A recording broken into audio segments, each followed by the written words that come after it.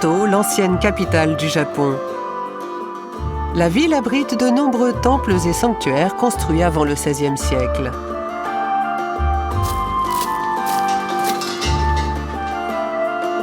Kyoto est particulièrement belle à l'automne, quand les feuillages mordorés illuminent ces paysages chargés d'histoire.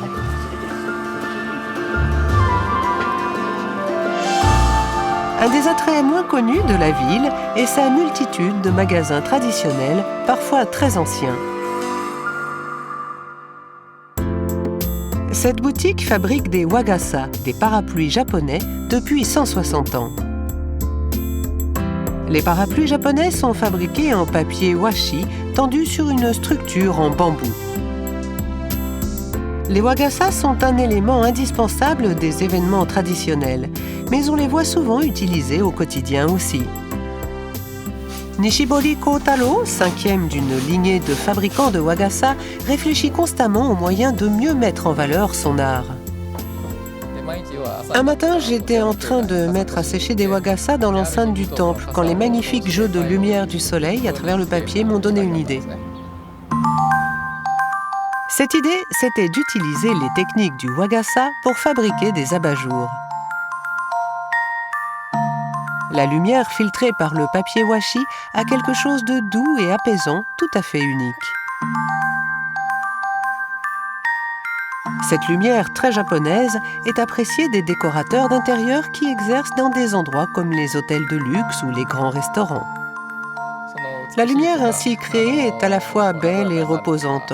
Je crois qu'il est important de trouver comment faire ressortir les bons côtés de ces objets d'artisanat traditionnels dans notre vie de tous les jours. C'est une façon de modeler de nouvelles traditions qui nous appartiennent. Cette boutique existe depuis environ 270 ans. Elle fabrique des pigments pour le Nihonga, un style de peinture japonaise. La peinture Nihonga a toujours utilisé des pigments tirés de matériaux naturels, des minéraux, des coquillages, de l'argile.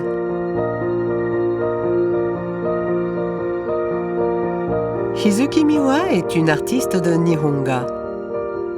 Elle peint les fleurs qu'elle observe à chaque saison.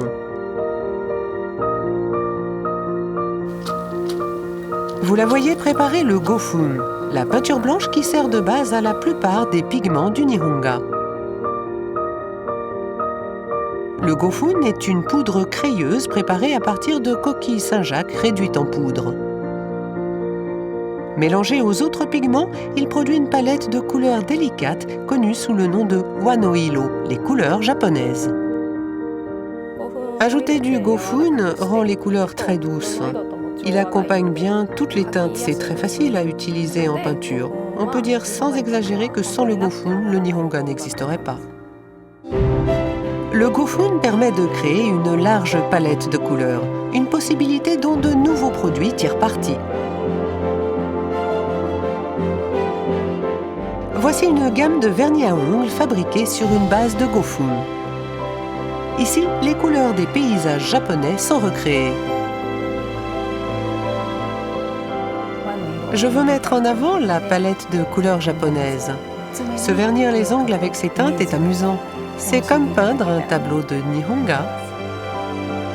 Fabriqués uniquement à partir de matériaux naturels, ces vernis n'ont pas l'odeur forte des autres produits.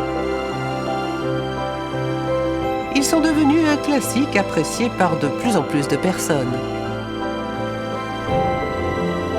L'artisanat traditionnel de Kyoto continue à trouver de nouveaux rôles à jouer dans nos vies grâce à des idées novatrices qui séduisent les esprits dans le monde entier.